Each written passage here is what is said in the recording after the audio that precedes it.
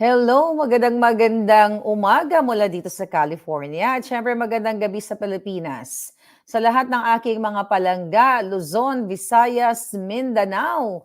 Grabe, ito na po yung pinakaabangan nating interview sa dating PIDEA agent na kung saan pumirma doon. Ikukumpirma natin kung siya talaga ang pumirma dito sa confident wait a minute, sorry. Dito sa pre-operation report sa authority to operate na ipinakita ko sa inyo. Ito 'yon mga kababayan, itong may pirma yan, pinapakita ko na yung pirma dahil ngayon makakapanayam natin ang PIDEA agent. So mga kababayan, paki-share at kailangan malaman ng buong mundo dahil nung inilabas po natin itong mga papeles na ito, ay sinabi ng PIDEA agent na AI generated. O ginawa-gawa ko lang.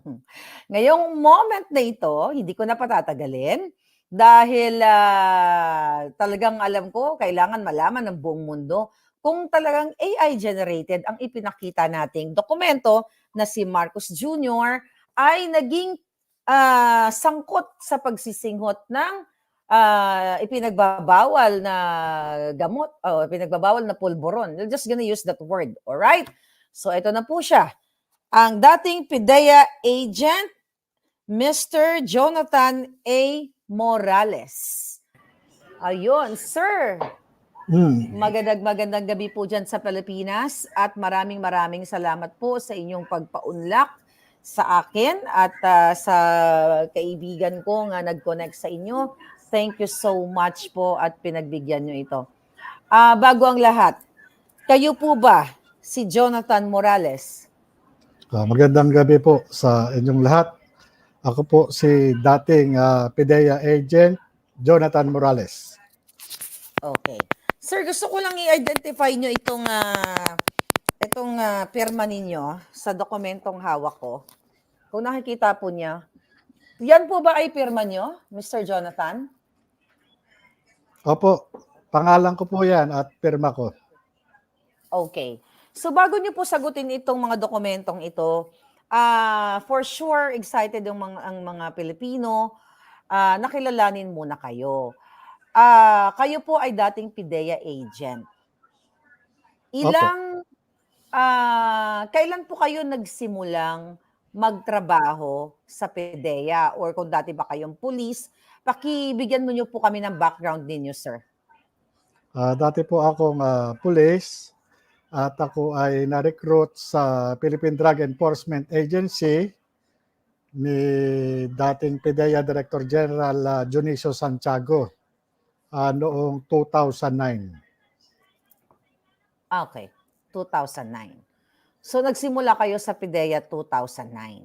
Opo. Hanggang kailan po kayo, from 2009, kasi I believe wala na po kayo sa PIDEA ngayon, di ba? Ilang taon po kayo nagsilbi sa PIDEA? Bali, humigit kumulang sa 5 taon. 5 taon. Anong year? So 2009, 10, 11? 2013 po ako nawala sa PIDEA. Bali, napag-initan po ako doon. 2013 kayo nawala sa PIDEA. So 2013 napag-initan kayo. Isulat ko lang po muna, mamaya na natin i-discuss kung bakit kayo napag-initan, ano? Gusto ko po kayo munang kilalanin, okay? So before po ba kayo sa PIDEA, saan po kayo galing na sektor ng private practice? Saan po kayo dati galing? Bali, investigador po ako sa PNP nung araw. Nung ma-recruit ako sa PIDEA, gawa ng nagkaroon ng vacuum nung panahon na nire-recall yung mga ibang law enforcement units sa PIDEA noon. Kaya isa ako doon sa na-recruit ni Gerald Santiago para maging ahente doon sa PIDEA nga. So, nung nasa PIDEA po kayo, ano yung pinaka-assignment ninyo? O ano yung pinagkakabalan nyo during your 4 years? 5 years? Opo. Bali, naging ano po ako, no? Naging operatiba naging team leader at naging hepe ng investigation ng Intelligence and Investigation Service. Okay. So, kanina po sinabi niyo na pag-initan kayo noong 2013. Paano po yung napag-initan kayo, sir? Ito po yung mga paumanhin po kasi kung mamarapatin po ninyo ay meron po kasing darating na Senate investigation at siguro yung doon ko na lang po sasagutin Okay. yon. Ngayon po, Okay. doon sa mga iba itatanong nyo po, baka yun pa pwede ko pong sagutin kung Okay. mamarapatin po ninyo. Okay, sir. Okay, naintindihan ko po. Sige, didiretso na po ako, sir, sa aking tanong. So, gusto ko Opo. lang po i-identify po ninyo yung itong mga dokumentong ipapakita ko sa inyo. Familiar po ba kayo dito sa dokumento na ito? Opo, yan po yung pre-operation report na isa sa mga tawag dito, alam na nung PDEA Manual of Operation bago magsagawa ng kahit anong anti-illegal drugs operation. Okay. So ito po ay dated March 10. Alright? Familiar po ba kayo dito sa mga dokumentong ito? Yan po yung yung cover letter doon sa ginawa kong pre-ops at saka yung authority to operate para po doon sa aking boss. Okay. So, ito po, sir. Familiar kayo dito? Kasi may pirma Yan po nyo. yung authority to operate. Nakalagay po dyan yung yung mga vehicles na gagamitin para doon sa operation. Okay. At saka So, yung duration ng operation. So, sir, sa makatuwid, ito pong mga dokumentong itong hawak ko ngayon na ipinakita sa inyo na may pirma nyo, hindi po siya AI. Ano po ang ibig nyo sabihin doon sa AI? Artificial Kasi Intelligence hindi ho ako familiar doon generated sa daw. mga ganong Okay. Okay, sir. So, kasi po, nung inilabas ko po itong mga dokumentong ito sa aking Facebook account, dahil ako po ay nabigyan nito ng mga random, ang tawag ko nga po, puting aso, informante, na sinasabi na si Marcos Jr. ay muntik nang ma-raid noong panahon na ito, noong 2012, noong 2012. Pero nung inilabas ko po ang dokumentong yon, ay sinabi ng PDEA agent, PDEA chief na si Lazo na ito daw po ay AI generated or fake or gawa-gawa lang using the new technology. Ibig nyo bang sabihin yung AI generated, computer generated?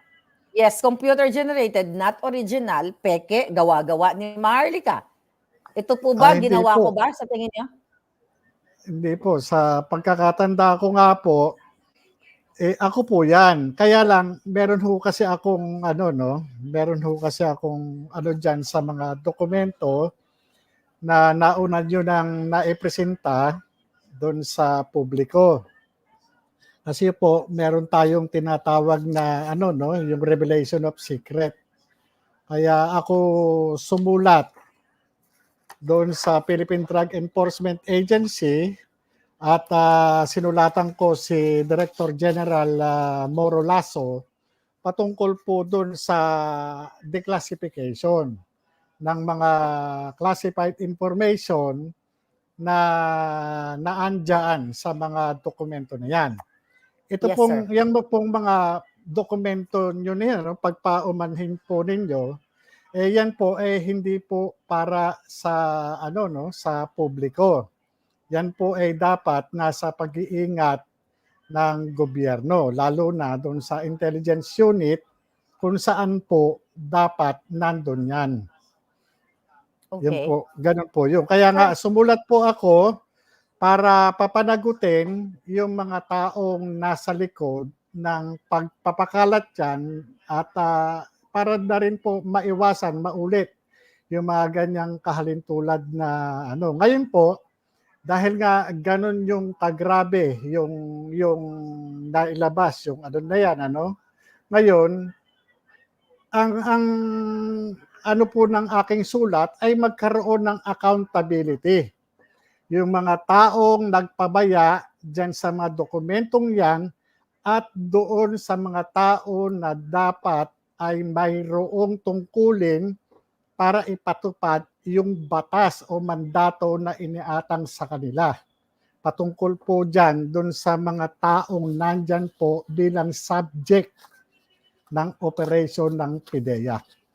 Okay. Sir, bago po tayo dun sa letter ninyo sa kay Lasso, sa Senado at sa Presidente, ano, gusto ko lang pong isa-isahin itong mga dokumento na ito. Dito sa cover letter, sir, kasi napansin din po ng netizen ito, kaya pinagdudahan din nila na ito daw ay AI generated. Unang-una po dito, ang address ay magkaiba. Alright? Dito sa pre-operation letter, mapunta muna tayo sa memorandum, ano, yung cover letter na sinasabi ninyo. So, nakalagay dito for Director IIS. Ano po ba ibig sabihin ng IIS? Remind me. Investigation. Intelligence Investigation Service po. Okay, intelligence. Okay, that's good. So, subject, reported nefarious activities of Maricel Soriano and Maria and Bongbong Marcos, alias Bonget, March 10, 2012. So, natatandaan niyo po itong memorandum na ito. Opo. Okay. Sabi dito sa cover letter, this has reference to the reported nefarious activities of Maricel Soriano and or alias Maria of Unit 46C, Rizal Tower Building, Rockwell Barangay Poblacion, Makati City, and Bongbong Marcos alias Bonget with unknown address. Number 2, a confidential informant personally appeared before this office and reported the above-named showbiz and political personalities together with some unidentified male and female companions who were allegedly frequent seen inhaling white powdery substance suspected to be illegal drugs inside the above-cited condominium. Okay? So bago ko ito tapusin, dito po kasi sa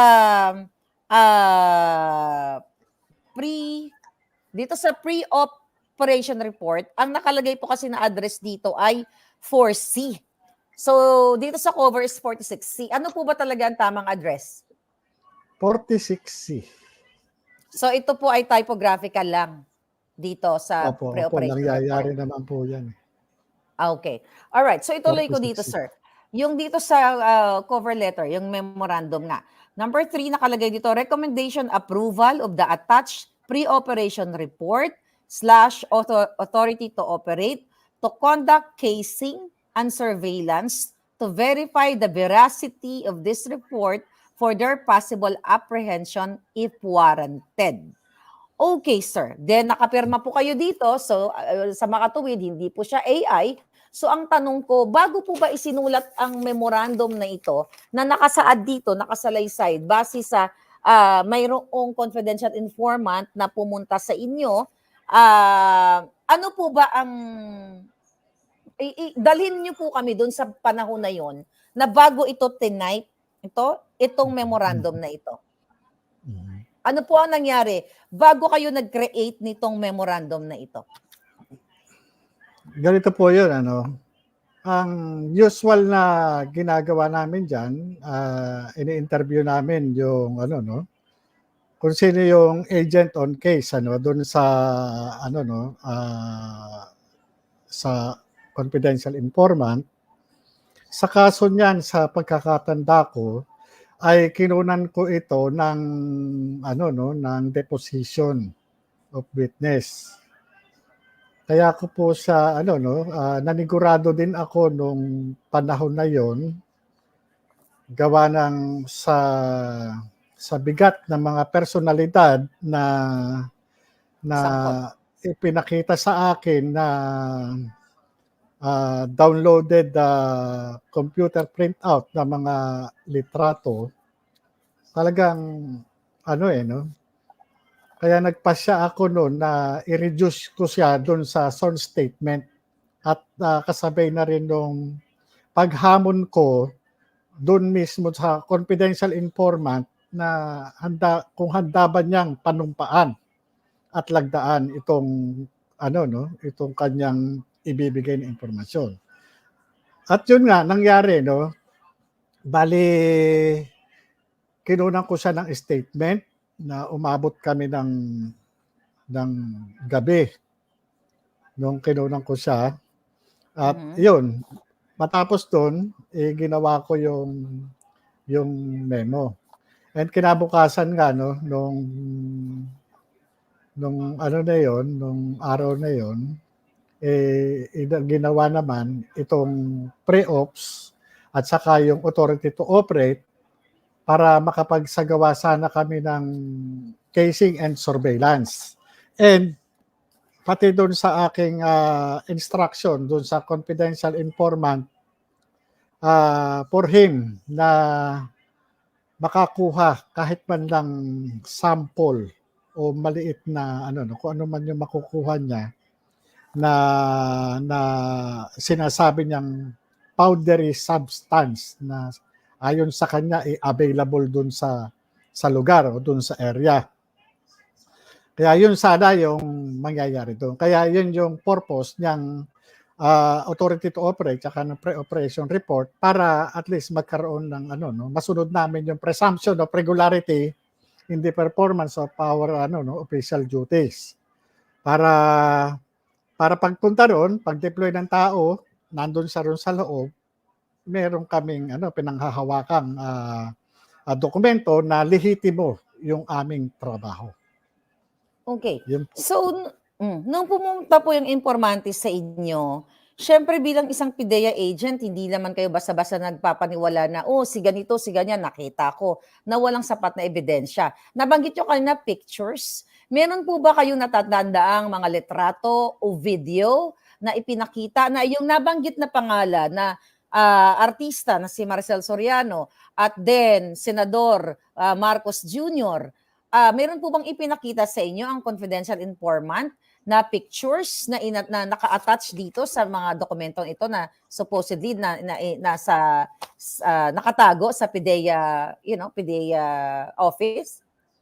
Wala pa po ba sa inyo yung mga litrato at saka yung kopya ng affidavit? Wala pa po. Baka parating pa lang. Baka parating pa lang. So gusto ko po, meron pong litrato. Meron pong litrato, wala pong video. Kasi yung pong litrato na yon nanggaling po doon sa cellphone ng reporte o nung confidential informant. At doon nga po, kaya isa po doon sa naging motivation ng inyong lingkod para itong trabaho na ito ay idokumento, doon pa lang initially na-convince na ako na maaaring ay totoo yung report. Kaya nga doon pa lang sa litrato, iba't ibang pagkakataon at iba't ibang okasyon na nung makita ko yung litrato, yun pa rin. Pero sa kabilang banda, nung ipakita niya yung litrato, isa-isa ko talagang tinanong yung confidential informant during nung pagkuha ko ng kanyang testimonya. Pina-identify ko kung sino ito. Meron siyang nakilala, meron siyang hindi kilala, o meron siyang hindi pinangalanan. Katunayan, yung iba ron talagang nilagyan pa niya ng pentel pen yung mga muka para yung kumbaga sa iniingatan niya yung identity. Pero doon sa meron siyang mga nakilala at hindi ko muna i-reveal sa inyo kung sino-sino yung mga personalidad na naandoon. Pero sigurado po kayo sa pagkakatanda ninyo na nandoon sa litratong na naka-file, na i-file ninyo sa PIDEA ang mukha ni Maricel Soriano at ni Bongbong Marcos? Opo. Nandoon. Nandun. Natatandaan niyo po ba kung mga ilang pictures yun?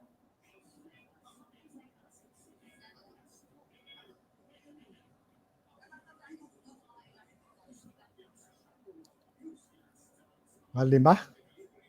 Mga 5 picture. 5 pictures. So, doon po sa mga... Iba't ibang pagkakataon, iba't ibang location. Ayon So doon when you sa say, confidential information. ayon sa confidential at saka litrato, dun po ba sa litrato, kung babalikan natin, nakikita na may mga sumisinghot Mga ng 5, mga more or less 5 yun. so dun po sa litrato, kasi dito, based dito sa report nito, allegedly, frequently seen inhaling white powdery substance. So dun po sa picture na yon, meron silang sinisinghot na white powdery substance. Opo. Wow. Wow. So, grabe. So, ang tanong, ang pinakamalaking tanong, nasa PIDEA pa kaya yon? Opo. Kasi supposedly, Doon ko nandoon pa po yung mga iniwan pictures. yun eh kasi ito kaso po na ito no, itinrato ko ano lang naman eh para siyang ordinaryo no. Marami na rin kami nahahawakan na malalaking kaso no.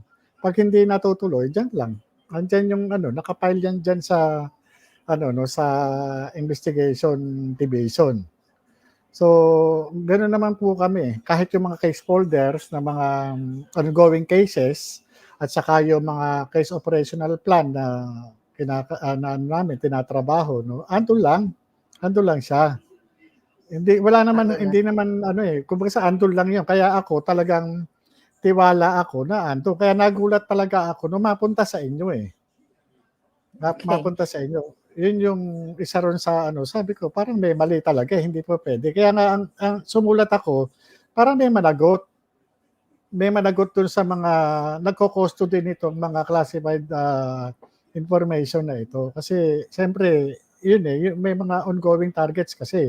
At saka makakapahamak ng buhay ng ahente o ng sino mang inosente. Pero yes, naintindihan ko po kayo. Pero siguro dahil sa sobrang galit na rin siguro ng mga taga-PIDEA mismo sa loob dahil sa malupit na nararanasan nila ngayon sa panahon ni gobyerno ni Marcos Jr. Kaya yun din po siguro yung nag-trigger sa kanila na ilabas itong report na ito na supposedly confidential para malaman ng taong bayan na ang namumuno ngayon na si Marcos Jr. ay talagang supposedly ay aarestuhin na dapat, dadamputin na dahil sa kanyang pagkasangkot dito sa pulburo na ito, na yun po ang term ko, paumanin, dito sa naganap na sesyon na inireport sa inyo ng confidential informante. Ang tanong ko po sa inyo, sir, nung nakita nyo yung pictures, okay, sa iba't ibang pagkakataon na may sinisinghot sila, nakita mo si Maricel Soriano, nakita mo si Bongbong Marcos. Si Maricel Soriano, ba kilala nyo siya bilang artista nung time na yon, nung nakita nyo yung picture? Opo. Kilala nyo siya. So, klaro. Si Bongbong Marcos po, kilala nyo siya nung nakita nyo doon sa picture? Opo. Pero, kung pwede pa sumagot? Opo, go ahead, sir. Kahit po kilala ko yung mga tao na nasa picture o siyempre ang ano ko no bilang investigador, kinukumpirma ko mismo dun sa nagpresenta ng litrato kung sino yung nasa litrato. Kahit ko kilala ko po sila, kinumpirma ko po mismo sa pamamagitan ng sworn statement na kinukuha ko sa kanila na sino ito. Okay. Na ano, at yun po talaga nakasulat. Kaya kung maipipresenta po, no?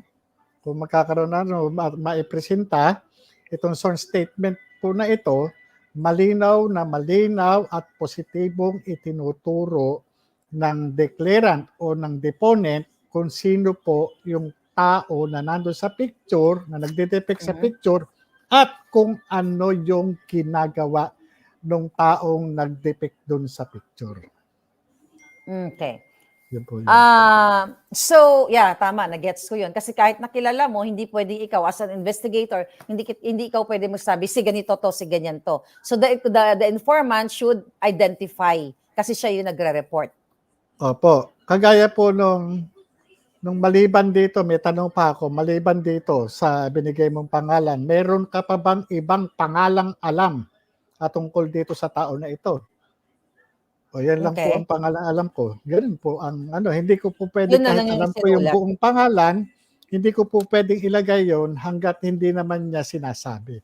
Kaya lahat lang nung sinasabi niya, yun lang po ang naire-reduce dun sa sworn statement.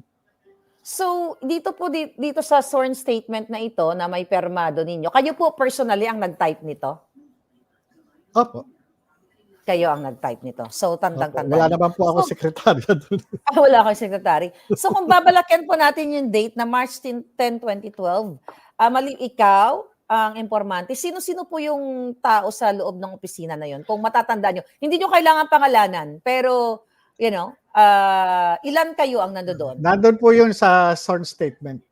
Kapag ka Okay. po, normally pagka gumagawa po ako ng ano no, ng sworn statement, nakadeklara po kung sino yung nandun. Halimbawa po, ng malaya at kusang loob na salaysay ni Juan de la Cruz na Okay. kinuha ni ganito sa harap ni o sa harap ni na. Nandun po yon. Kaya hindi po pwede na lalo na pag kumukuha po ako ng salaysay, kinakailangan talaga meron talagang kaharap. Halimbawa, Mhm. pare o May witness. ate o Okay. kuya na lalagay kita rito no na ganyan. Para at least pagdating ng ano no ng ano bang ano sa korte, meron ako maipaprepresenta na ito sa harap ni ganito kinuna ko to, ito yung ano kasulat yung mga pangalan nila. Okay. Ganun naman Sir, po yun. another issue nung inilabas ko po ito na sinasabi na artificial intelligence generated, isa din to sa paliwanag ng PDEA na ito yung pang-counter nila sa akin na ito po ay walang control number. Okay? Ang sabi nila, gawa-gawa ni Maharlika yan, walang control number. Okay? So ano po ba ang paliwanag natin? Bakit po walang control number ito? Yan po, kaya wala pong control number kasi nga hindi pinayagan, hindi natuloy. Kasi kung natuloy yan, ginawa ng opisina, after na mapirman, saka po namin dadalhin yan sa National Operation Center. Doon sa aming Plans and Operation Service. Doon po dinadala yan para doon sa, magbibigay sila ng Certificate of Coordination. Lalagyan po ng control number yan. Pero hindi lang naman ngayon lang nangyari yan, dyan sa kaso na yan, marami na rin hong pagkakataon din kami noon na hindi talaga natutuloy, hindi pinapayagan ng ng Deputy Director General for Operations. Kung ano man Okay. yung motibo, hindi saka na po natin i-discuss. Okay, so ito po sasagutin niyo kung pwede niyong sagutin ano. Maintindihan ko kung hindi pwede dahil kayo nga ay a-attend ng hearing sa April 30 sa Senate inquiry with Senator Bato. Tama po ba? Later on papakita natin yung mga documents. Ang question ko, sir, nakarating po kasi sa akin na itong operation na ito supposedly na pagdampot kay Maricel Soriano at kay Marcos Jr. noong 2012 ay pinigil ng isa sa pinakamataas o pinangalanan ko na nga na Executive Secretary ni dating Pangulong Noynoy Aquino na si Paquito Ochoa na partner sa law firm ni Lisa Marcos na ngayon ay First Lady na. So, kaya niyo po bang sagutin yan? At kung hindi, maintindihan natin. Tama po ba yan yung impormasyon na nakarating sa akin? Pagpaumahin po muna ninyo at hindi ko po muna masasagot yan. At ano na lang po natin doon sa Senado sa mismong formal investigation na gagawin ng Senado. Pero masasagot niyo po ba na talagang may pumigil dito? May pumigil. Pero hindi ko muna po sasabihin yung identity ng mga taong nasa likod niyan. At doon na lang po sa Senado. Pagpaumanhin niyo po yung... Okay. No worries, sir. Naintindihan ko po kayo. So, babasahin ko lang po dito. Nasa pre-operation report po ako. Ayan, ang permat po ninyo. So, gusto ko lang po dahil nasa 13,000 live viewers na po tayo across social media. Gusto ko lang pong linawin na ito po ay perma ninyo at hindi po AI generated. Pero ako po yan. Ako po nag-prepare niyan. Okay, At good. So, yan po, hindi lang po isang ganyan yung napirmahan ko. Marami na rin po akong mga pre-ops, authority to operate, na napirmahan na nag-negative, nag-positive yung aming operation.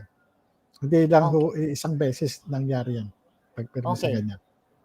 So, basahin ko lang po under the summary of information.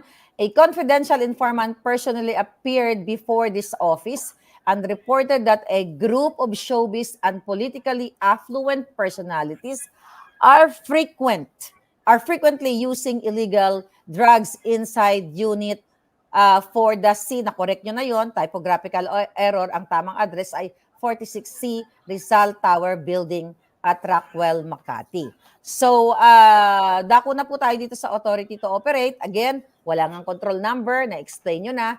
So, actually, ito pong nakalagay dito, under 1, 2, type of operation, check appropriate box, surveillance. Ano po, paki-explain po dito sa aming mga ordinaryong Pilipino. Ano po bang ibig sabihin yan sa first part? Surveillance, X, casing X. Opo, Ano po ba ganito po yan. Oo. Ang pre-ops at yung authority to operate, isa po doon sa mga requirements ng PIDEA Manual of Operation. Hindi ka Okay. pwedeng mag-conduct ng kahit anong anti-illegal drugs operation. Surveillance, casing surveillance, entrapment operation or bypass operation, no? Service ng warrant or search warrant. Hindi ka po pwede na mag-conduct ng anti-illegal operation kung wala kang pinanghahawakang pre-ops, authority to operate, yun, certificate of coordination na galing doon sa NOC or doon sa RTOC o doon sa Regional Tactical Operation Center. Ngayon ho, kaya kung mapapansin niyo po, paki-ano lang po yung pre-ops. May mga X po yung kung halimbawa, kung ang merong markings na X, yun lang po ang trabaho nyo. Hindi po kayo po pwedeng mag-conduct ng test buy o entrapment o bypass operation o ano pa man. Nakalimit lang po yung trabaho nyo specific doon lang sa surveillance tsaka casing. Kasi importante po yan dahil pagdating po sa korte, hinahanap po yan. Pag wala po yan, nadidismiss agad yung kaso. Kasi yan lang po yung nagpapatunay na talagang lehitimo o yung tinatawag na yung presumption of regularity nung inyong ginawa o tinrabaho. Ngayon, yan din yung katibayan na bago kami mag-conduct ng halimbawa, mag-apply ng search warrant o mag-serve ng search warrant, tinatanong kasi ng korte yan, halimbawa later on, pag nasa trial proper na, kung nag-conduct ba kayo ng surveillance. Paano nyo na-determine na ito yung address? Paano nyo na-determine na ito yung ganito? Di ba? O paano nyo na-determine itong ganito, no? So, yan yung mga isa sa mga Kaya, kumbaga sa step by step o gradually yung ginagawa namin. Slowly but surely. Kumbaga, kagaya po ng sinabi ko sa inyo, yung purpose niyan ng pagkakandak ng surveillance at saka casing surveillance, ito yung dala namin yung confidential informant sa area. Dahil may instruction ako na kumuha ng sample ng white powdery substance. In case, halimbawa po, nahuli yung aming confidential informant na mayroong dala na suspected dangerous drugs, ikukulong yun. Pero kung meron kami ipapakita sa mga other law enforcement agency na, teka muna pare, may trabaho kami dito, ito yung pre-ops namin, ito yung authority to operate namin, ito yung certificate of coordination namin. Pawawalan nila yung CI namin o yung confidential informant. Kasi pag nakuha yan, nakapkapan niya, o ba't kami dalang drugs? Diba? Pugo yan, kawawa. So yun yung isa doon sa mga armas namin sa kalsada na pag nagpakawala kami ng aming mga informant, safe siya. Safe siya. Okay. So yun po yung purpose niya. Dito sa case na to, dahil 'di ba hindi ito natuloy. So nagbigay ng sworn statement itong impormante. nagkaroon ba ng chance na, sabi nyo nga, kailangan nyo ng ebidensya, pinabalik nyo doon kung saan nagsisesyon ang nire-report niya na si Marcel Soriano at si Marcos Jr., pinabalik nyo yung confidential informant doon? Dumating po ba kayo sa point na pinapunta nyo siya doon para kumuha ng watery substance sample for chemical testing? Nakakabalik siya doon sa area, no? Pero yung sasabihin natin pinabalik ko po siya, hindi po kasi pinayagan yung operation eh. Kasi Okay. kasi hindi po kasi po pwede. Kinakailangan covered kasi talaga nung ano yun eh. Covered nung magiging irregular Process. sa part ng namin sa part namin Pero kung kasi siya naman nakakabalik eh. Nagkaroon pa ng after niya nagkaroon pa ng sir. Sabi niya ganito, ganyan. Meron pa siyang dinideklara eh na pero wala eh talagang walang Personalities. magawa dahil hindi nga pinayagan. Sir, matanong ko lang, kasi alam ko hindi nyo pa pwedeng sagutin kung sino yung mga taong pumigil sa operation na to dahil nga meron pong Senate hearing sa April 30 sa Blue Ribbon, I believe, at saka sa Committee on Drugs ni Senator Bato. Pwede nyo bang masagot sa amin, bakit hindi natuloy ang operation? Yun nga po. Bali, hindi nga po in-approve. Pero, doon sa preparation, lalo na doon sa, yung pagkakakuha ko ng deposition ng witness, ito po yung isa rin sa requirements sa application ng search warrant. Papunta na po talaga doon eh. Okay. Kumbaga sa kapag ako kumuha ng deposition, diretso ito doon sa application para hindi na paulit-ulit eh. Nung tinipa ko yung deposition of witness, naandun na yung niya, talagang naisulat ko na yung kanyang personal knowledge. Nagkaroon na ako ng ng information doon sa mga declaration niya. Identify ko kung sino-sino itong mga tao na to at saka yung litrato. Ang kulang na lang diyan, halimbawa kung natuloy yung surveillance ang kulang na lang dyan is yung application. Kung susunod yun, kung sunod-sunod po yung gagawin dyan. Application ng search warrant, iaharap ko siya dun sa executive judge na mag-i-issue ng search warrant at yun, kung pinayagan ng higher ups noon yung operation, talagang sasaltuhin namin yung condominium unit dyan sa Rockwell. Okay. Sir, sinabi po ba ng higher ups kung bakit hindi matuloy ang pagre-raid kay Marcos Jr. at kay Maricel Soriano noong March 11, 2012? Opo. Bale, sa Senado ko na lang po i-divulge lahat. Okay. Opo. Pasensya na po. Naintindihan ko po kayo, sir. Okay, dadako po ako dito sa number 5 ng authority to operate. Okay, number 5. Ang nakasaad po dito, sir, ay team leader / contact number agent. Kayo po to, Jonathan A. Morales. Mayroong, I think yung number na ito is number Ano po ninyo. yung number ko po dyan? Anong number ko? Ito. 5. Ayan po. Ano po ba ibig sabihin ng number na yan? Hindi, yung number ng telepono. Ay. Phone number po ba yan? Phone number yan? Opo. Sun po yan, Sun. Sun Cellular. Wala na. Sun wala na to? Cellular. Ano po ba ito? Government issued number o personal number? Hindi po. Ano po yan? Line po yan. Line. Line dati. Opo. Yung mga numbers po dyan, plate number po nung sasakyan namin. Okay. Yun po, Sir, 850, yun po yung number controlling number nung Mazda 3. Pakitingin po kung pareho doon sa ZK850. Tama po, ayan. CKC 850 po. Yan po. Yan po. Okay. Sir, yun po yung Go ahead. Yung sa telepono po, yung number dyan, kung makita niyo 850, yan po yung number doon plaka ng Mazda. Sir, ito pong nakalagay Bago po dito, natin. pangalan ninyo nga, and 7 others. Anong ibig sabihin nito, sir? 7 others. Jonathan Morales and 7 others.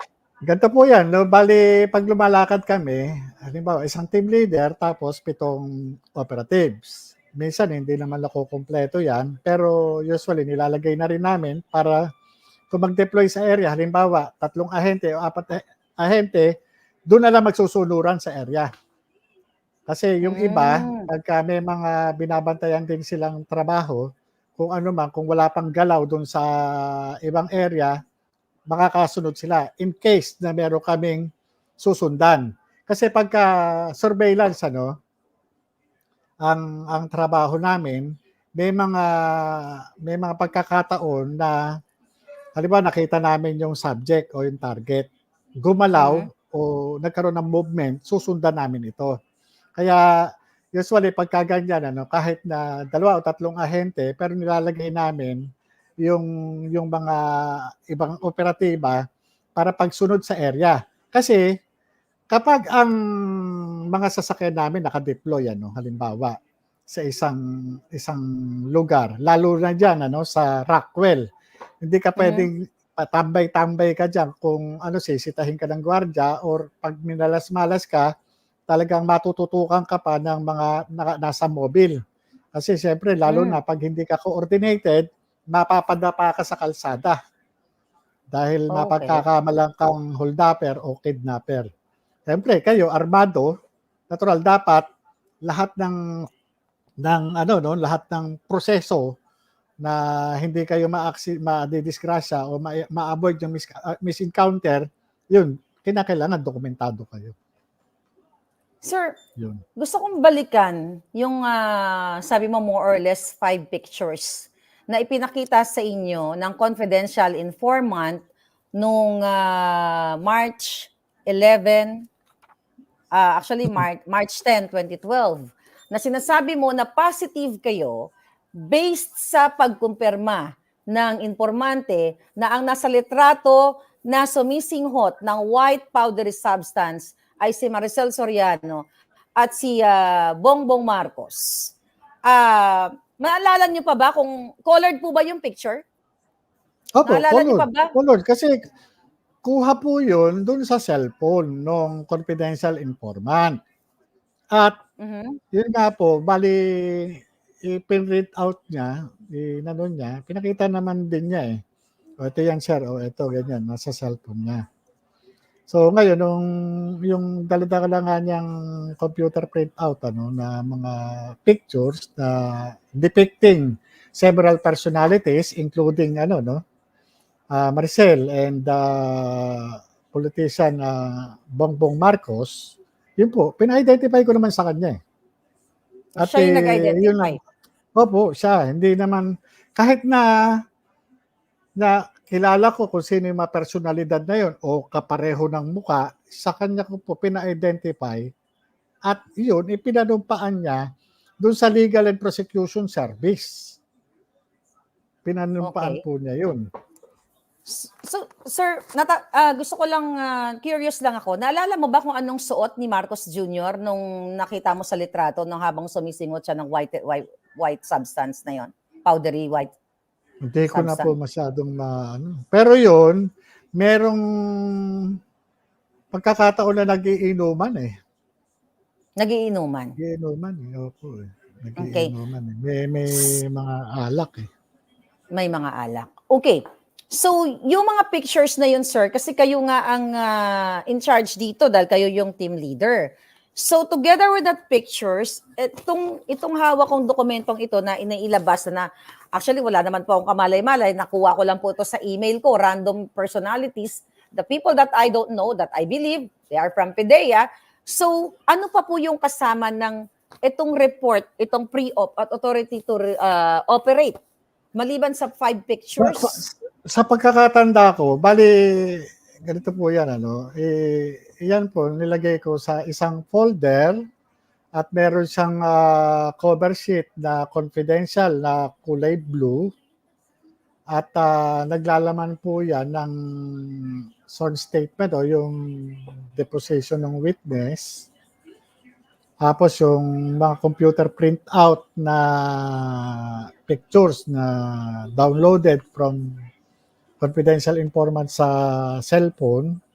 At yun nga po, kaya related itong mga pictures na ito dun sa deposition ng witness kasi nga nandun po yung kanyang declaration at yung kalaunan pinanumpaan pa niya po yun talaga dun sa Legal and Prosecution Service. Kasi nung time na yun talagang nung sinabing nung magbalik nga siya nung sir matutuloy ba tayo? Wala talagang ayaw nung ayaw nung Higher ups. DDGO. Kaya wala hanggang sa na-shelve na lang yan.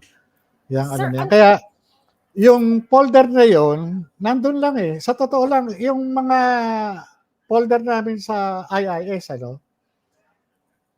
lang naman nakapatong lang yan doon, nakasalansan Dahil nga, yung IIS is isa sa mga yung area na yon kumbaga yung bang, kung hindi ka authorized, kung hindi ka naka-assign doon, hindi ka pa pwede pumasok doon Kumbaga ito yung isa sa mga exclusion area doon sa sa PIDEA.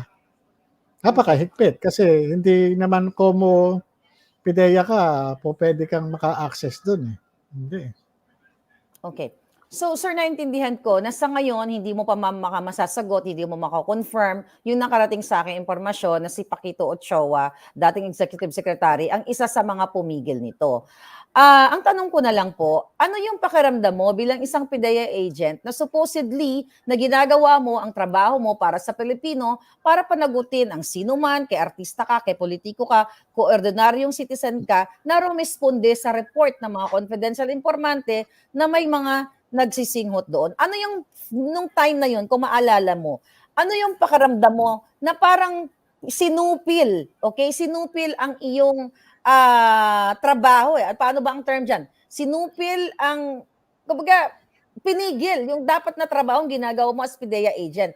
Nung time na yon na ayaw ituloy for whatever reason, dahil hindi mo pa masabi sa ngayon, dahil nga gusto mong i-reserve yan sa Senate, ano po yung feeling nyo that moment na pinagbawalan kayong ituloy ang pag-aresto o pag-raid dito kay Maricel Soriano at kay Bongbong Marcos?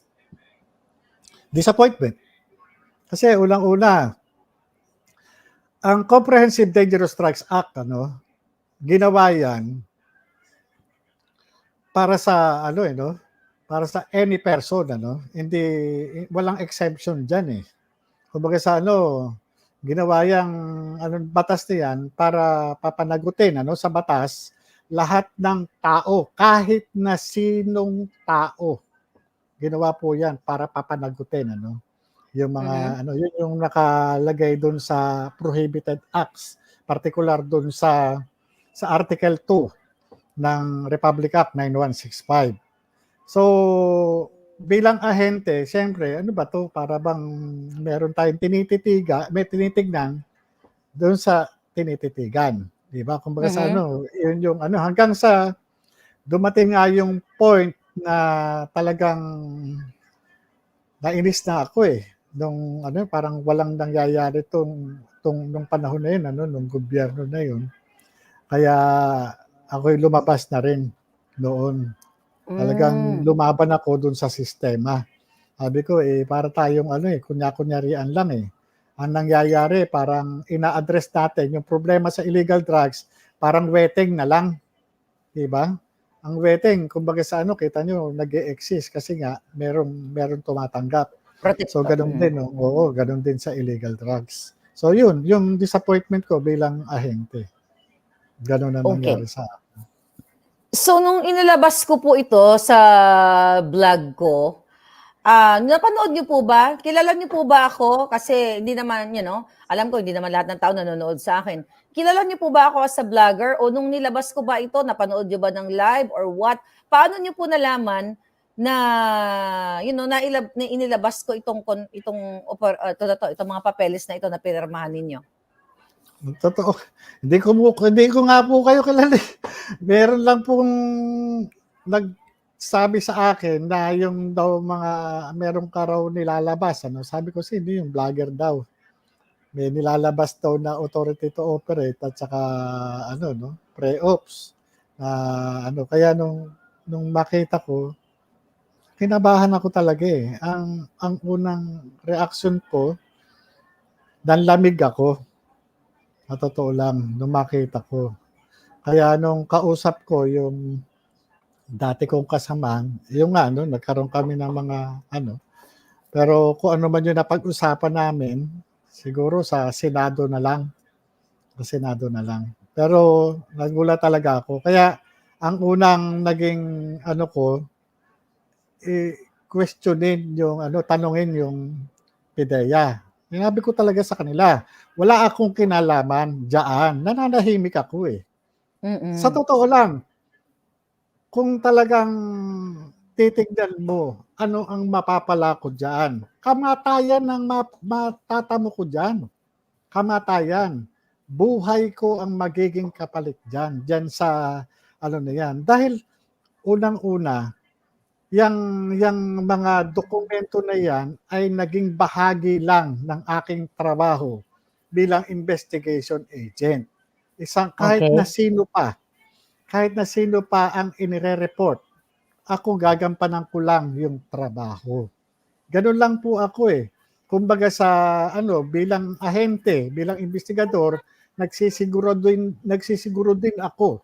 Kaya kinukunan ko talaga ng sworn statement para pagdating ng araw, meron talaga akong ano no, matibay na basihan na talagang galing doon sa tao na nagbigay.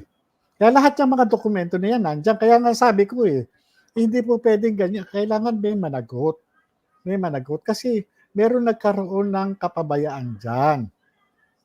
Hindi po pwedeng basta ganito na lang. Ngayon, nalantad na yan sa publiko.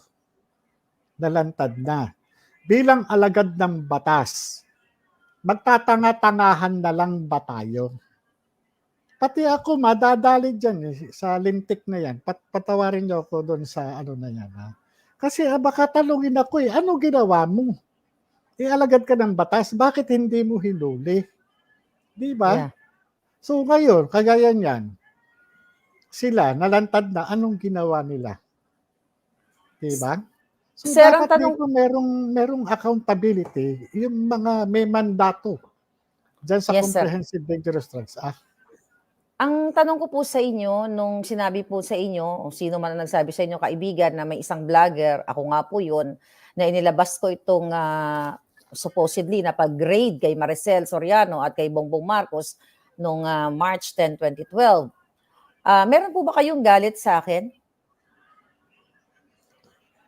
Alam niyo, sa totoo lang, nung una, no? Pero Okay. siguro nung una, no? Pero nung naisip ko rin later on, no? Sabi ko siguro blessing in disguise, siguro kalooban na rin siguro ng Diyos. Ito na ano no, na lumabas ito para unang-una ma-address ng tama itong issue na to. Okay. Kasi yung primary ano no involved dito sa usapin na ito eh hindi ordinaryong tao. Kaya nga Presidente po. oo, kaya yun din yung laman ng sulat ko na sa ano no sa Blue Ribbon Committee at saka dun sa Public Order and Dangerous Drugs na dapat magsagawa sila no ng investigation in aid of legislation ano para once and for all magkaroon ng ano no ng sapat na batas patungkol doon sa mga ganitong ano no ganitong problema. Kasi ang problema natin minsan kaya hindi napapatupad o walang ano no dahil kulang tayo doon sa batas. Yun din yung ano or kung meron mang batas dapat managot, yun dapat managot kung sino nagkulang. Hindi yung basta ganito na lang. 'Di ba? Sir, nung nilabas ko po ang dokumentong ito, pinick up po ito ng Daily Tribune. Then napag-alaman ko po dahil nga presidente ang involved dito, napag-alaman ko base na rin sa akin iba pang informante na tumawag ang Presidential Communications Office sa Daily Tribune para ipa-take down ang posting ko tungkol dito sa pinag-uusapan nating mga papel na ito na pinirmahan ninyo at humingi din po ng sorry ang Daily Tribune, nag-apologize sila dahil daw nagkamali sila sa pag-reshare nitong mga sinasabi ng PIDEA na AI or Artificial Intelligence Generated. Ang question ko, bakit po kaya etong si PIDEA Chief Moro Virgilio Lazo ay ganun ang kanyang counter na sinabi niyang hindi ito totoo. Ito ay gawa-gawa lang ni Maharlika. Ito ay gawa ng computer at pinirma, ayan no? At pirma ko ba yan? So anyway, bakit po kaya ganun ang sinabi ni Chief Lazo? Bakit ganun yung counter niya imbis sagutin ng tama? Na oo, totoo, na yan ay legitimate o bona fide papers na naka-file dito sa PIDEA. Sa tingin ko po, personal na opinion, normal reaction yan ng mga tao na merong iniingatan. Kagaya niyan, halimbawa, yung appointing authority ay yung nagbigay ng pagkakataon sa kanya upang humawak ng isang ahensya katulad ng PIDEA. Huwag na po tayong magtaka kung ito ipagtatanggol niya at babaliwalain niya yung isang dokumento na kasalukuyan na nandoon sa kanilang pag-iingat. Yun po, ganun po yun. Kung hindi siya nakikinabang, ano yan? Kumbaga sa lalabas. Kasi, meron ako experience, panahon ni Pangulong Aquino, nung nandiyan naman sa, sa YouTube, nung ako talagang binulgar ko yung mga kainutilan nung kampanya sa illegal na droga nung panahon na yun, hindi ako nakaramdam ng suppression ng ng mga karapatan ng media nung araw kasi lahat ng mga sinasabi ko noon lumalabas sa print, sa TV at sa radyo. Doon pa ako mismo sa loob ng PIDEA nagpapa-interview. Doon po, na-interview na ako niyan, sila Anthony Taberna, sila Ted Pailon, sila Jay Ruiz, yan, yung PIDEA Press Corps, iba't ibang talagang kumbaga sa yun, walang ngayon yung sinasabi nyo na yung Tribune parang sinensor, Sinensor. nakakapagtaka yun kasi nga unang-una violation ng constitutional rights yun. Tama po. Ako, opinion ko lang bilang dating alagad ng batas. Masama naman yun. Parang indicator ito na talagang nasusuppress yung karapatan ng bawat mamamayan pagka ganyan. Kasi messenger itong media. Yes. So, tinatanong po ng ating viewers, kayo po ba, kasi nakarating po sa akin na, I don't know, maybe your friends, na parang may umaaligid-aligid sa inyong village. So, nakakaramdam po ba kayo ng takot or banta sa inyong buhay? Lalo na po ngayon na lumabas kayo. Alam niyo, normal lang po sa alagad ng batas yung ganyan. Ang ko naman po, sa akin, sabi ko nga, ba't ako matatakot dito sa mga ito? Trabaho lang. Hindi ko naman sinabi sa kanila mag-cocaine sila Hindi ko naman sinasabing mag-drugs kayo Diba? Ako, trabaho lang. Ba't kayo magagalit sa akin? Okay. Diba? Kung sino man kayo. Diba? So, mga kababayan, mga palangga, we're like 23,000 live viewers across social media. Sir, ito'y sinend din sa akin, itong Committee on Public Order na kung saan nga iniimbitahan kayo at may perma ni Committee Secretary. Ito po ba ay legit, sir? Tama po ba ito? Hindi po ba ito AI? Opo, opo. Okay, so Ganyan po yung legit. buti kayo may kopya. Ganyan po yung pinadala Okay. sa akin. Okay. So, sir, ang tanong ko, ano ang inaasahan nyo sa Senate hearing? Yung yung matakel itong issue at yung magkaroon tayo ng sapat na batas na patungkol dun sa sa issue na talagang inaantay ng taong bayan. At yung maipaliwanag ko rin yung side ko dahil dito sa paglabas nitong mga classified documents na dapat nasa possession lang ng Philippine Drug Enforcement Agency. At yung aking mga sulat kay Pangulong Marcos at yung doon sa hamon ko sa kanya na magpa-hair follicle drug test. Yun po yung Mm. Okay. So, ang tanong ko, sir, nakakalungkot dahil ikaw mismo nakita mo yung litrato ng presidente ngayon. Dati hindi pa siya presidente. Based dun sa confidential informant nga na ipinakita sa inyo mga litrato na talagang may singhutang nagaganap. Ano ang gusto mo mangyari sa presidente? Kasi nga, ayaw po itong, pinabulaanan nila ito eh. Nagsimula po ito kay Pangulong Duterte. Actually, si Pangulong Duterte ang nagsimula prior the election, hindi ba niya pinangalanan si Marcos Jr. na may isang candidate, isang presidentiable na nagsisinghot. Okay? Then dumating po ang Maisog Rally sa Davao, sa Cebu, at talagang tahasang sinabi ni Pangulong Duterte na yes, ang Presidente Marcos Jr. ay nakita niya sa listahan ng PIDEA na siya ay nagpulburon. Yun nga ang term ni Pangulong Duterte. So, sa harap ng libo-libong viewers natin, tama ba ang sinabi ni Pangulong Duterte na si Marcos Jr. ay talagang nasangkot sa pulburon? Alam nyo ang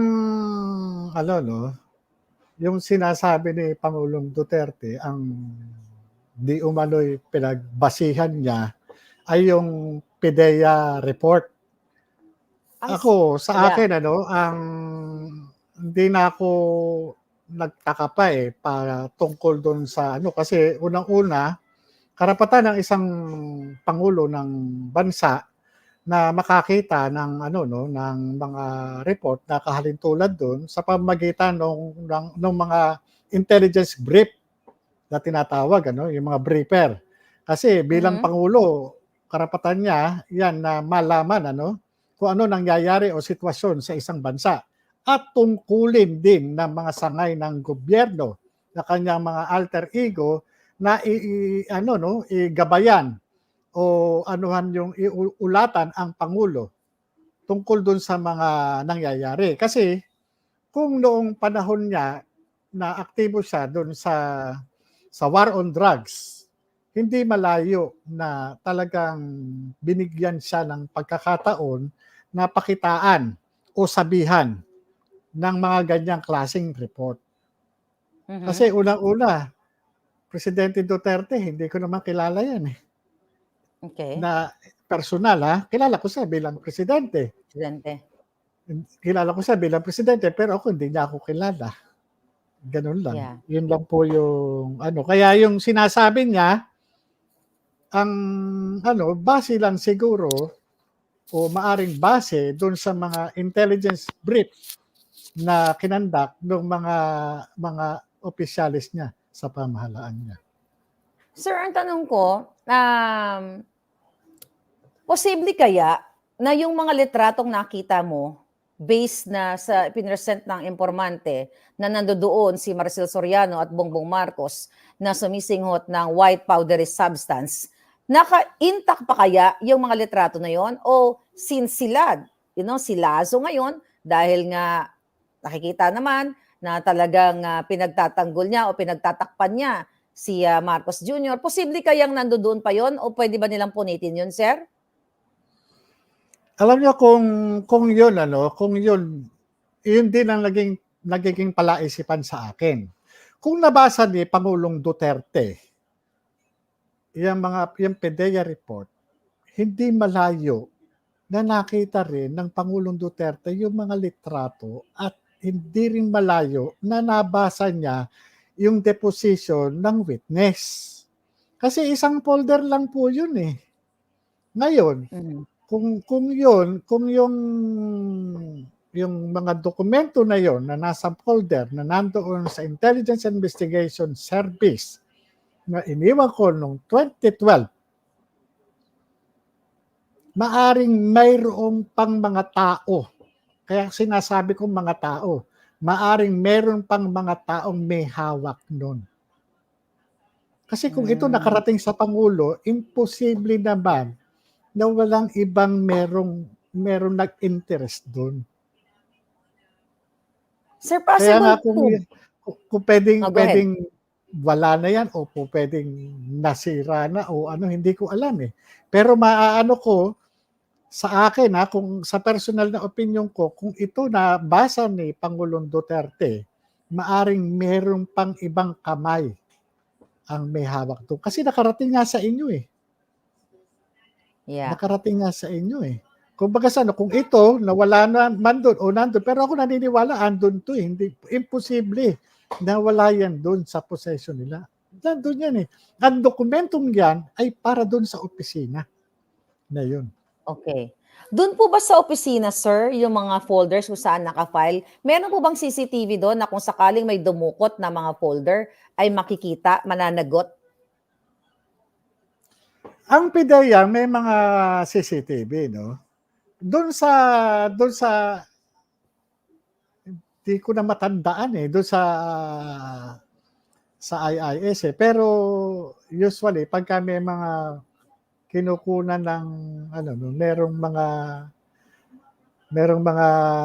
doon, may mga camera doon Pero hindi ko na matandaan pa yung iba eh, ibang doon eh. Kasi noong time na yon, kasalukuyan kaming mga nag-a-upgrade doon ng mga security features na mga katulad yun sa mga pinto, gumagamit na kami ng proximity card para doon sa mga para lang doon sa may mga access doon sa opisina. So, yun po yung Okay. Sir, binoto niyo ba si Bongbong Marcos noong 2022?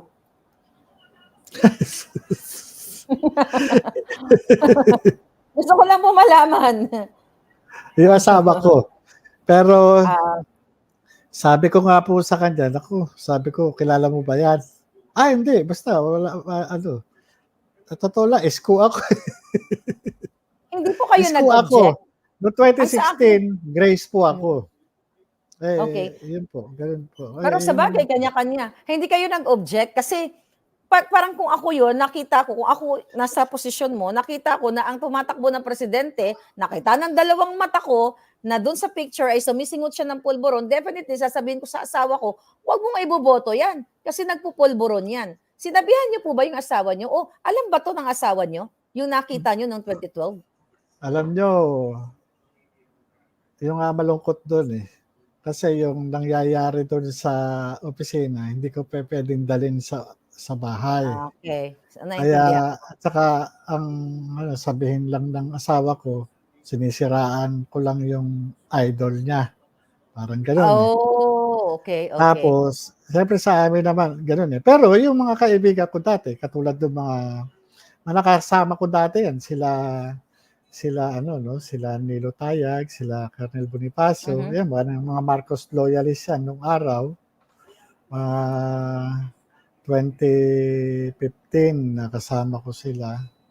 Yan sa grupo ko sa Anti-Drugs Advocate. Yung ang inaano nila na suportahan itong pero sabi ko, nag-decline ako. Kasi sabi ko, hindi ko lang masabi sa kanila, na alam ko yung background niyan. Yun yung time na yun. Kaya ako noon, parang nagkaroon kami ng ng pag-aaway nila Colonel Bonifacio. Yan, sila Colonel Kabuwatan, nakakagrupo namin yan dati. Hindi ko lang masabi sa kanila, na gano'n yung information ko. Kasi nga, alam niyo sa totoo lang pagka yung trabaho, trabaho lang, eh. Ayoko ng ano, eh. Wow. Kung ito 'no, sabi ko nga ano, kung itong issue na ito, tumatakbo pa lang siya ng ano 'no, ng Vice President, ay sana inilabas ko na. Pero wala, eh, hindi ko ano kasi trabaho, eh, trabaho 'yan, eh. Kumbaga Trabaho. sa ano, So, iniwan ko na 'yan do'n, eh, do'n na lang. actually nakakahanga po kayo, nakakabilib kayo kasi hindi kayo nagmamarites katulad ng First Lady. Hindi niyo minarites, hindi niyo chinismis sa inyong asawa na yun nga, binoto si Marcos Jr., hindi niyo pa rin siniraan si Marcos Jr. kahit na nakita niyo mismo doon sa report na yon, dito nga sa ito, kasama itong mga papel na ito, even sa mga kamag-anak, mga kaibigan ninyo. So nakakahanga po yung ganong klaseng tao na talagang hindi nyo siniraan si Bongbong Marcos dahil nga sa respeto mo o sa magandang credibility mo siguro bilang isang dating PIDEA agent. Kanina po sir, nabanggit ninyo na nagtataka ka kung bakit ito nakakalabas, itong mga ganitong confidential papeles na ito na dapat may managot. Naintindihan ko yon. Pero kasi sir, ang point ko naman dito, hindi ba dapat malaman din ng taong bayan kung sino ang pumigil sa inyo? Kung bakit hindi natuloy ang raid? Kung bakit hindi na nagot sa batas itong si Bongbong Marcos nung time na yon? Alam niyo po, yung nga po gaya po nung hinihingi ko po sa inyo, pagpaumanhin po ninyo, kasi yung mga bagay po na yan, gusto ko dun sa proper fora para yung mga tao mabigyan ng pagkakataon na ipatawag ng Senado Okay. kung maaari. Or Yes. yung nga rin po yung inaano ko sa PIDEA, no? Dahil since na ang PIDEA nakasaad doon sa Section 84 ng Republic Act 9165, may authority sila no, na mag-issue ng subpoena duces tecum and subpoena ad testificandum para para subpinahan itong mga tao na ito, matanong sila diretso. Kasi ang PIDEA lang ang lead agency. Sila lang ang merong katungkulan o mandato para magpatawag ng mga tao na maaring makasagot doon sa mga katanungan nila patungkol doon sa ano no, violation sa illegal drugs. Okay, sir. Move on na ako. Noong 2021, okay, nagkaroon ng drug test, siyempre, si Marcos Jr. bago siya tumakbo dahil yun ang panawagan na dapat lahat ng mga kandidato sa pagka-presidente ay mag-undergo sa drug test. Sa kanya po, mahigit 2 minuto lamang na ito ay pinatest at pinarmahan ng doktor ng St. Luke's. Bilang ikaw, as PIDEA agent, kayo po ba ay nag-undergo din kayo ng drug test bago kayo mag-assume ng inyong office or trabaho? Opo, pagka nag-refuse ka sa ganyan, kaso yan. So ito po Kaso bang po yan. 2-minute drug test niya? Kapanipaniwala po ba to, sir? Hindi po. Kasi ang resulta, umaabot po ng ilang oras siya, humigit kumulang sa 3, kung di ako nagkakamali. Okay. So, maliwanag mga kababayan. So, baka po sa Senate, pwede rin itong pag-usapan na ipatawag yung mga doktor, kung sino man ang Opo, pumirma sa kanya. kaya po nung sinasabi ko sa inyo, no, doon sa power ng PIDEA, no, na mag-issue ng ano no, ng subpoena ano no, sa mga ganyan ano, po pwede po nila ipatawag yung doktor, yung medical technologists, yung drug testing facility para once and for all maano no, makapagpaliwanag sila bakit ganito. Kasi pagka ganyan, merong mga naging questionable yung kanyang ano no, drug testing result. Yun, may dapat may managot. At Yeah. dapat pagka ganyan na pinagpapaliwanag yung mga nandyan sa drug testing result, dapat ulitin. Ulitin Okay. dapat. Sir, nung time na pinag-drug test si Marcos Jr., napakabilis niya, parang backdoor yung kanyang pulburon test, ang bilis. Pero ngayon sir, panawagan ng taong bayan na magpa-test siya. Ayaw po, o hindi naman sinabing ayaw, pero hindi niya po sinasagot yung taong bayan. Kung ganun kabilis, kung kinaya niya ng 2-minute drug test noong 2021, bakit kaya ayaw niya ngayon na presidente na siya? Baka may tinatago. Kasi kung walang iniwan yan doon sa mga doon sa mga operator o mga law enforcer na umiiwas sa drug test. Ito yung mga alam naman na common na gumagamit ng illegal drugs. Ang taong natatakot lamang sa mga ganyan o umiiwas, ito yung mga natatakot na mag-positive sila. Kasi yan naman yung basihan Kumbaga sa scientific method Hindi naman po pwedeng ang isang paghihinala o akusasyon na ang isang tao ay may cancer o merong anuman, ang diyan is scientific method, 'di ba? Through laboratory testing. Katulad diyan kung drug use, dapat mag-undergo siya ng drug test. Pero sa kaso niya at alam naman ng ng mga tao na mukhang meron siyang ginagawang paraan para mag-negative, kaya ang demand sa kanya, lalo yung grupo namin, ang demand namin sa kanya is hair follicle drug test. Okay. Kumbaga sa inyo, talagang yun, makikita talaga kung kahit na matagal kang gumamit, makikita ron. At kahit na matagal o bago makikita. Kung gaano kang katagal. Yung period, parang yung ginagamit na test doon sa mga diabetic patient, 'di ba? Merong kinukuha dito, merong Sugar. kinukuha talaga dito sa Sugar level. kung ilang buwan nakikita. Yeah. So sir, bago ako mag-move on sa napaka-importanting tanong tungkol din sa pulburon, may gusto ka pa bang idagdag dito sa na-witness mo nga na nung balikan ko nung March 10 na may isang informante, confidential informante na nag-present ng ebidensya na si Marcos Jr. at Maricel Soriano ay may sinisinghot na white powdery substance. May gusto ka ba bang idagdag dito sa ating pinag-uusapan? O mensahe mo sa kanya, kay Marcos? Siguro ang natin sa sa ating pangulo na sundin mo yung panawagan ng taong bayan na ikaw ay magpa-drug test. Ito, palagay ko naman kapagka ito naipakita niya niya na negative siya, matitigil naman matitigil. Pero siguro ang kinatatakot niya, mag-positive siya. Magpa-drug test ka, yun lang. Para at huwag ka magagalit sa akin kasi ako'y trabaho lang. Wala akong personal na hindi tayo magkakilala, hindi mo ko kilala, hindi rin kita kilala. Kaya huwag ka magagalit sa akin kasi yung pagkakaroon ng ng mga dokumento na diyan sa PDEA parte lamang ng aking trabaho bilang ahente. Ikaw man lumagay sa katayuan ko at may dumating na informant, talagang gagawin mo rin naman yung trabaho mo. Ikaw ay isang ordinaryong tao lang nung inire-report ka sa akin at ito naman tinrato ko naman na isang ordinaryong kaso lang din. Kaya wag po kayong magagalit sa akin.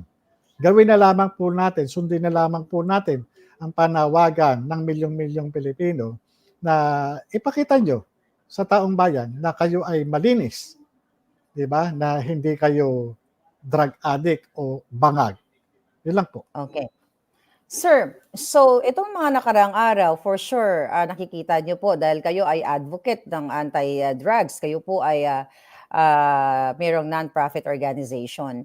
May iniyabang po ang gobyerno, lahat, PNP, PDEA, lalo na ang Pangulong Bangag, pangalanan natin Bangag uli dito, doon sa nahuling 1.8 tons na randomly, na checkpoint daw ito, din nahuli. Ano po yung point of view nyo? Tama ba yun na yung ganong klaseng malaking halaga o malaking 1.8 tons nitong illegal na pulburon, yun na lang ang tawagin natin, no? Na nahuli, tapos bilang iniyabang na ito ay historical at first time in the history of the Philippines na nakaluhuli tayo ng ganyan. Ano po ang nakikita nyo? Ano ang mali doon? Bakit ganun-ganun na lang na after nilang magyabang sa media, 1.8, then kinabukasan naging 1.4, then itinago po nila yung driver. So ano po ang paliwanag nyo bilang isang kayong PIDEA agent? At ito po ang inyong trabaho itong mga pinagbabawal na substance na ito. Una-una po, no, ang gusto ko lang pong linawin, kung ito bang ano, no, yung 1.8 o 1.4 tons ng shabu nahuli sa isang anti-drugs operation. Di ba? Kasi kung ito isang normal ano lang, kagaya ng checkpoint, ang tanong ko lang dito, papaano nagkaroon ng warrantless search? Di ba? Kasi kung ito checkpoint, palagay natin yung sinasabi nagkaroon ng warrantless search, yung na-rekisa yung isang van na di umano ay naglalaman ng ng mahigit 1.8. 1 toneladang shabu. Oo. Ang tanong, paano paano nagkaroon ng warrantless search kung ano ba yung na-violate nung driver? Kasi sa batas kinakailangan meron kang merong bago ka mag-search, kinakailangan meron muna na-commit na krimen yung isang tao, yung driver doon sa van, yung siya may dala Diba? So, ibig mo sabihin, okay, go ahead, sir. Kasi doon sa doon sa revised rules ng criminal procedure. Ito doon sa rule 126 yung search incidental to a lawful arrest. Ibig sabihin, kumbaga sa dapat merong munang initial violation na na-commit yung driver. Diba?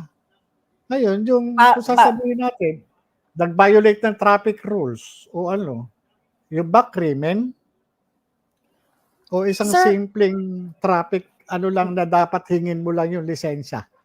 Kasi kung checkpoint naman, kung checkpoint kasi dapat in plain view doctrine.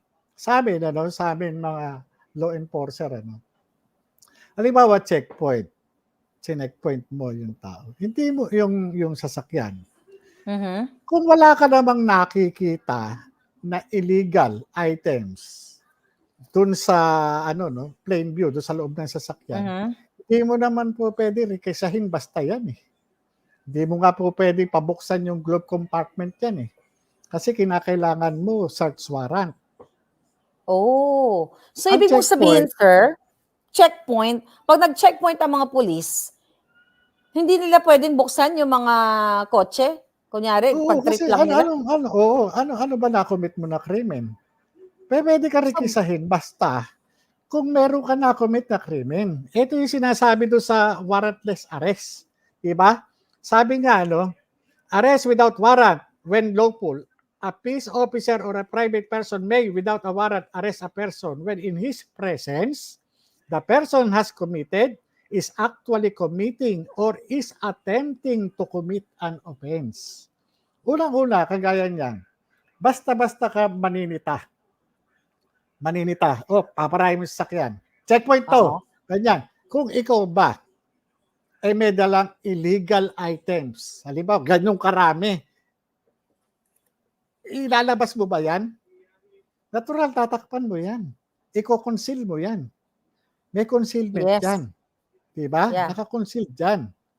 Ngayon kasi sa rule, dapat in flagrante delito. Kung yung nakikita mo talaga, kaya po pwede mo siyang ano to? Diba? Ano to? Okay. Diba? Kagaya niya, halimbawa, isang tao nakatayo sa kanto, nakasukbit yung baril, pero nakatago. Sinita mo, basta mo kinapkapan. kinasuhan mo illegal Bawal yun. possession of firearms. Valid ba yung arrest? Hindi. Ano kinumit niya? Basta mo siya re-requisahin? Hindi pwede yun. Violation na kanyang constitutional rights yun. Ito yung ginagaranti ng Constitution sa Article 3. Okay. Sir, based on your experience, normal ba na nangyayari na ang isang tao lamang, isang driver lamang na may bitbit o may daladala o may karga na ganung karaming ipinagbabawal na substance? Depende sa sirkumstansya. Depende doon sa kasi kung titignan mo, no, iba't ibang trade craft yan eh. Kapag ka marami kayo, pwedeng pansinin kayo. Di ba? Okay, Kung okay. isa ka lang, hindi ka pansinin.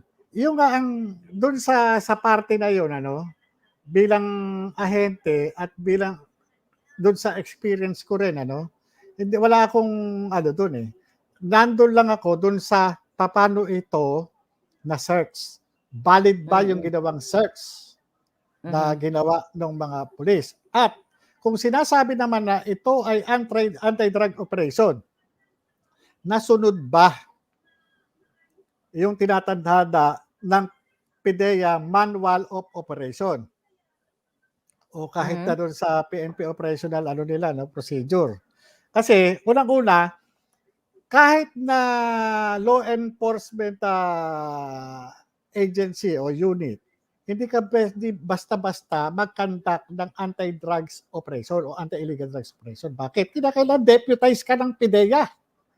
Oh. Kaya nga meron tayong PIDEG, meron tayong regional drug enforcement group, meron tayong district drug enforcement group, meron tayong station drug enforcement units. Bakit? Sila lang kasi yung deputized ng PIDEA. Hindi como ikaw police unit o law enforcement unit, pwede ka na mag-conduct ng anti-illegal drugs operation. Hindi po pwede. Kinakailangan deputize ka. Kagaya niya, sa kaso ng police na nakaharang dyan, nag-checkpoint, anong sinasabi? Nagkaroon ng anti-drugs operation. Paano magkakandak ng drug operation dyan? Hindi naman deputized ng PIDEA yan. Wow. Kung anti-drug operation yan, dapat meron kang coordination dun sa PIDEA. Ngayon, yung sinasabi nila ngayong formis. Tignan nga natin kung nasa formis yan. Yeah. Yung trabaho na yan. Wow. Grabe po, at least may natutunan yung mga kababayan natin. Doon naman po sa biglang nabawasan, doon muna ako during the press conference, for sure napanood ninyo, habang pinagsasalita yung nakahuling pulis, nagkaroon ng pronouncement si Marcos Jr. na kapag may itinanong daw ang media ay sasalungat sila or magi-intervene sila. Ano sa tingin nyo? Bakit kailangan sabihin ng presidente yon? May mga kasabihan nga tayo, mas masarap, mas maganda tayong makinig doon sa, from the horse's mouth. Sabi nga, Yes. Walang ibang pwedeng magbigay ng detalye, eksaktong facts o circumstansya, kundi mismo yung nakahuli. Tama. Di ba? Bakit natin tatanungin yung testigong natutulog sa bahay kaysa sa testigong nakakita ng krimen? Yes. Kasi sabi po ni Marcos Jr., hindi daw po sanay ang mga uniform personnel sa mga interview o sa press con. Yun po ang sabi ni Marcos Jr. Alam nyo, hindi naman sa, nung napanood ko dati, yung interview ng ABS-CBN, nila Karen Davila, nila Anthony Taberna, nila Mr. Baha, doon sa isang kandidato dati na ngayon Pangulong Bongbong Marcos, tinatanong siya doon sa kanyang educational background. Ngayon, oo. So, parang hindi niya masagot na diretso, siya baccalaureate degree holder o undergraduate